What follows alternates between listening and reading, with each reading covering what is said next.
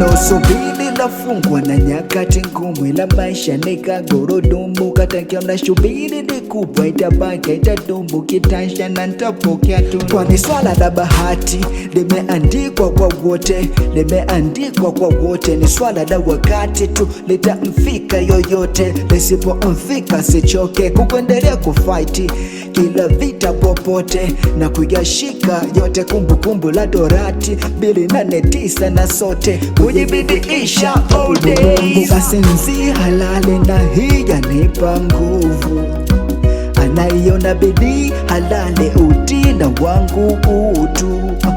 Siyo kwamba kasikina posali lakini kutoshuku, siku zote linisinde we udari na ni thubutu.